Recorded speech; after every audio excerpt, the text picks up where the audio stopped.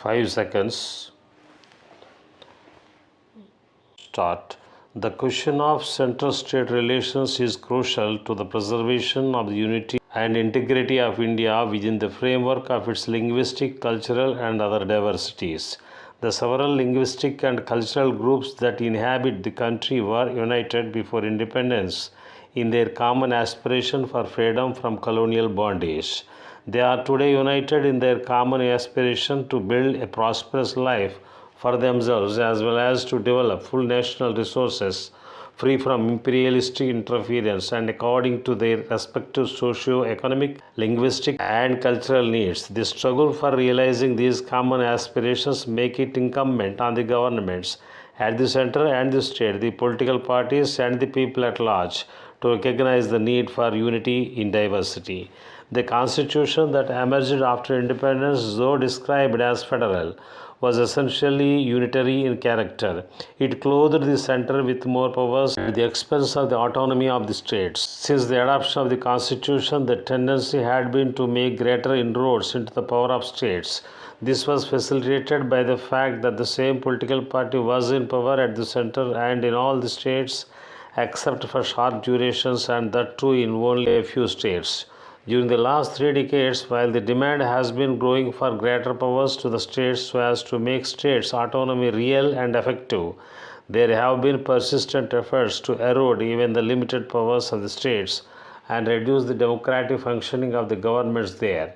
The right of the people to manage their affairs, even within the limited sphere allotted in the state list of the Constitution, has been sought to be reduced to a farce. For this purpose, all manner of pressures had been used, sometimes formally through the power of the center, sometimes indirectly by denying finances and other resources to non-Congress governments and by applying pressure on the chief ministers of the Congress party through the organization and leadership.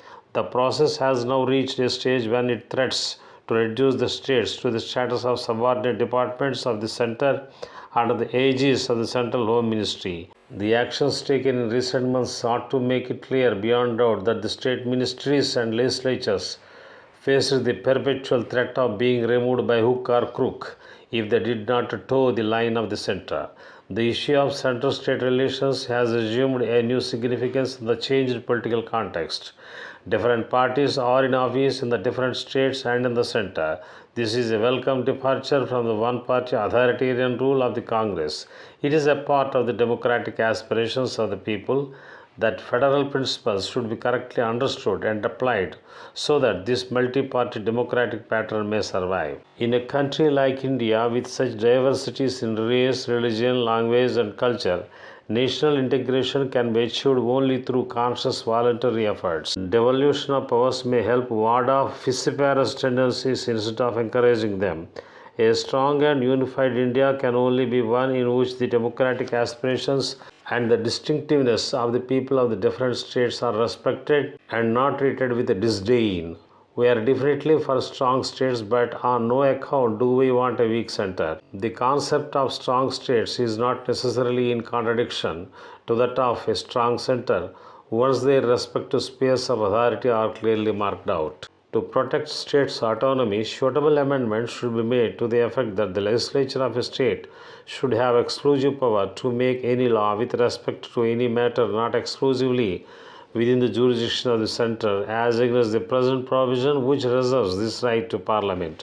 In other words, the residual powers of the Federation should lie with the units and not with the center. The states have to act in such a way while exercising their full rights in their own sphere that they do not transgress the spheres allotted to the central government. The latter, too, on its part, should not interfere in the sphere of the states, both legislative and executive. While enlarging the scope of the state's sphere, we must also try to preserve and strengthen the union authority by subjects that could be carried out by the union authority and not by any single state, such as defense, foreign affairs, including foreign trade, currency and communications, and economic coordination. The role of the center should be one of coordination in areas such as planning, fixing of prices, wages, etc. The center may not only coordinate but also issue general directions. In the matter of planning and economic coordination, however, the Centre will have to conform to the general guidance laid down by the National Development Council, in which the states will have representation along with the Centre. At the moment, neither the Council nor the Planning Commission is specifically referred to in the Constitution. This lacuna may be closed by introducing a separate provision, which should also state clearly that the composition of the Planning Commission will be determined by the National Development Council. Loans and grants for developmental purposes are now the prerogative of the Planning Commission. It is thus important that the states have some say in the manner of operation of the Commission. But nothing beyond foreign relations, defense, communications, currency, and related matters should be the exclusive domain of the Centre. The latter should help the states develop in their own way with more powers and resources at their command. The right of the Union government to operate Central Reserve Police and other police forces in the states is to be withdrawn. The subjects of law and order and the police should be in the state sphere, and the Centre should not interfere with its own created forces. The provisions regarding distribution of revenues should be amended to provide for 70% of the total revenues raised by the Centre from all sources for allocation to different states by the Finance Commission. In what proportion and on what principles this 70% of the total realization shall be divided among the states shall be decided by the Finance Commission.